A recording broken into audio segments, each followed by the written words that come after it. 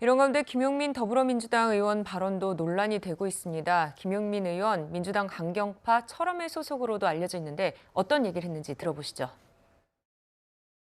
윤석열 정부를 끝까지 5년 채우지 못하게 하고 윤석열 정부가 국민의 뜻에 따라서 빨리 퇴진할 수 있도록 만들어야 하지 않겠습니까?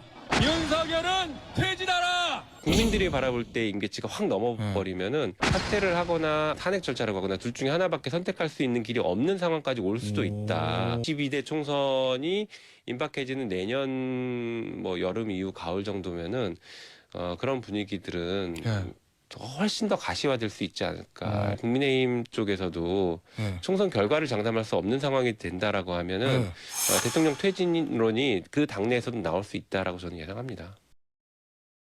네, 앞서 보신 것처럼 김용민 의원 대통령 취임 6개월도 안 된 시점에서 퇴진을 얘기하고 있습니다. 최진봉 교수님, 이런 얘기가 나온 배경이 있을까요? 저는 이제 배경은 제가 생각하는 배경을 말씀을 드리면 이제 윤석열 대통령의 지지율이 워낙 낮고 또 윤석열 대통령이 해외 순방하면서 여러 가지 논란도 불러일으키고 뭐 비속어 논란도 있었고요. 이런 논란 때문에 사실은 이제 국민들이 많이 실망한 부분이 있지 않아요?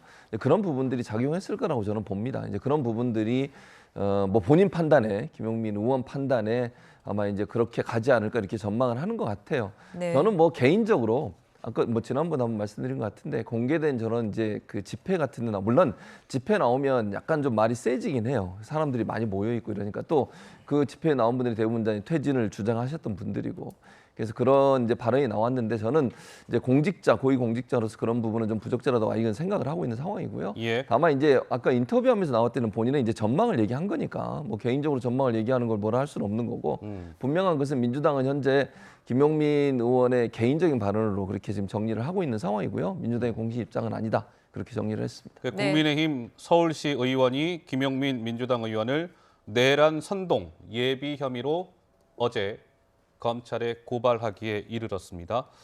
그런데 저렇게 김용민 의원이 뭐 탄핵, 퇴진 이렇게 목소리를 높이는 가운데 동조한 의원이 있어요. 더불어민주당의 안민석 의원입니다. 나는 김용민 의원을 지지합니다. 국감 끝나면 나도 광장으로 나가겠습니다. 어떠세요, 유현정 의원님? 글쎄, 안민석 의원이 꼭 이렇게 등장하시면 끝이 그렇게 잘 안 좋은 일들이 꽤 많았는데 뭐 윤지호 씨도 마찬가지고 저는 이렇게 봅니다. 제가 오랫동안 정당을 쭉 이렇게 취재를 해보면 정당이 내부적으로 강경하면 강경해질수록 그 정당의 미래가 밝지 않다.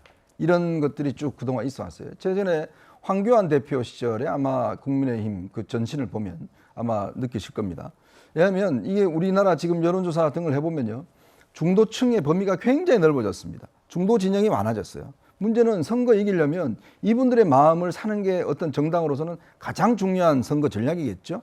근데 지금 민주당의 김용민 의원이나 지금 뭐 나가신다는 안민석 의원이나 보면 계속 그 자신들의 강성 지지자들 상대로 해서만 듣기 좋은 이야기만 하는 거예요.